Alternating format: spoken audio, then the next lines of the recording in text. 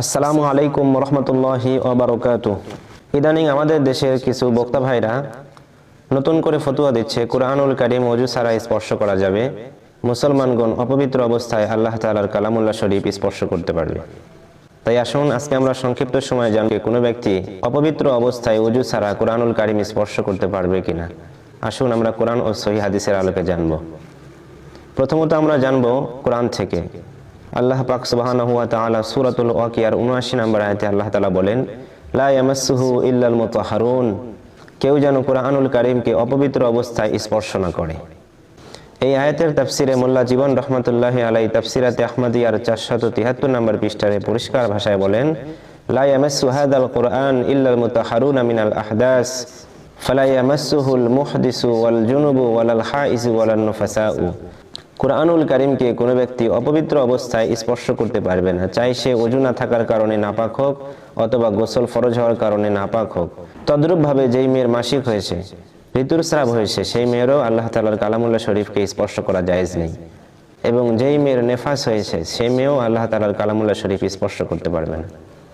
এই আয়াতের তাফসিরের উল্লেখযোগ্য 10টি কিতাব, তাফসিরে রূহুল মাআনি, তাফসিরে বাজ্জার, তাফসিরে কাশাফ, তাফসিরে বাইজাবি, তাফসিরে কুরতুবি, তাফসিরে ইবনে কাসির, তাফসিরে আহকামুল কোরআন, তাফসিরে সামরকন্দি, তাফসিরে নাসাফি, এরকম 10টি তাফসির গ্রন্থে সকল মুফাসসিরিনগণ পরিষ্কার ভাষায় লিখেছেন, লা ইয়ামাসসুহু ইল্লাল মুতাহহারুন, ইয়ানি লা ইয়ামাসসু হাযাল কুরআনা ইল্লাল মুতাহহারুনা মিনাল আহদাস। আল্লাহ তাআলার কালামুল্লাহ শরীফকে অপবিত্র অবস্থায়, নাপাক অবস্থায় কোনো ব্যক্তি স্পর্শ করতে পারবে না। তাহলে আমরা সূরাতুল ওয়াকিয়ার ৭৯ নম্বর থেকে পরিষ্কার আমরা বুঝতে পারলাম, ওযু ছাড়া অপবিত্র ব্যক্তির জন্য কুরআনুল কারীম স্পর্শ করা জায়েজ নেই। এবার আসুন হাদিস থেকে। ১ নম্বর হাদিস, হাদিসটি শুদ্ধ। কাতাবা রাসূলুল্লাহ সাল্লাল্লাহু আলাইহি ওয়াসাল্লাম আলী আমর ইবনে হাজিব আন লা ইয়ামাসসাল কুরআনা ইল্লা তাহিরুন।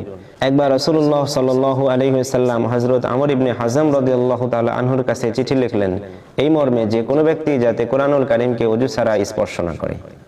মুওয়াত্তা মালিক ৬৮০ নম্বর হাদিস, কানজুল উম্মাল ২৮৩০ নম্বর হাদিস, মিশকাতুল মাসাহবি ৪৬৫ নম্বর হাদিস। হাদিস নাম্বার ২, আন আব্দুল্লাহ ইবনে ওমর রাদিয়াল্লাহু তাআলা আনহুমা قال قال رسول الله صلى الله عليه وسلم لا يمس القرآن إلا طاهر। হযরত আব্দুল্লাহ ইবনে ওমর রাদিয়াল্লাহু তাআলা আনহু থেকে বর্ণিত, আল্লাহর হাবিব সাল্লাল্লাহু আলাইহি ওয়াসাল্লাম ইরশাদ করেন, অপবিত্র অবস্থায় কোনো ব্যক্তি যাতে কুরআনুল কারীম স্পর্শ না করে। মাজমাউজ জাওয়ায়েদ হাদিস নাম্বার 1512, হাদিসটি সহিহ। হাদিস নাম্বার ৩, আন হাকিম ইবনে হিজাম রাদিয়াল্লাহু তাআলা আনহুমা قال قال رسول الله صلى الله عليه وسلم لا تمس القرآن إلا وأنت طاهر। আল্লাহর হাবিব সাল্লাল্লাহু আলাইহি সাল্লাম তার প্রিয় সাহাবী হযরত আমর ইবনে হিজাম রাদিয়াল্লাহু তাআলা আনহুকে লক্ষ্য করে বলেন, লা তামাসসুল কুরআনা ইল্লা ওয়া আনতা তাহির, ও আমার সাহাবী, তুমি কুরআনুল কারীমকে ওযু ছাড়া অপবিত্র অবস্থায় স্পর্শ করো না। সুবহানাল্লাহ। আমাদের প্রিয় নবীজি তার সাহাবীকে পরিষ্কার ভাষায় বলে দিলেন, অপবিত্র অবস্থায় তুমি কালামুল্লাহ শরীফ স্পর্শ করবে না। জামে সগীর ৯৮৪৭ নম্বর হাদিস। সাহাবায়ে কেরাম রাদিয়াল্লাহু তাআলা আনহুম আজমাইনের পরে সকল তাবেঈন, সকল তাবে তাবেঈন, আইম্মায়ে মুজতাহিদিন, সকল ইমামগণ এ ব্যাপারে ঐকমত পোষণ করেছেন যে কোনো ব্যক্তির জন্য ওযু ছাড়া অপবিত্র অবস্থায় কুরআনুল কারীম স্পর্শ করা জায়েজ নাই। 4 মাযহাবের ইমাম তারা সবাই ফতোয়া দিয়েছেন অপবিত্র ব্যক্তির জন্য কুরআনুল কারীম স্পর্শ করা জায়েজ নেই। ইমাম আহমদ বিন হাম্বল রাহমাতুল্লাহি আলাইহি আল ইফসা প্রথম খণ্ড ৬৮ নম্বর পৃষ্ঠায় বলেছেন, ওয়া আজমাউ আলা আন্নাহু লা ইয়াজুজু লিল মুহদিসি মাসুল কুরআন। এই ব্যাপারে ইজমা হয়ে গিয়েছে যে অপবিত্র ব্যক্তির জন্য কুরআনুল কারীম স্পর্শ করা জায়েজ নেই।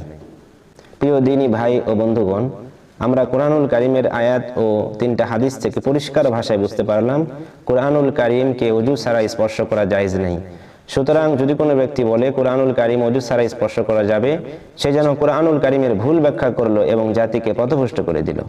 আল্লাহ আমাদের সবাইকে সঠিক পথে চলার তৌফিক দান করেন।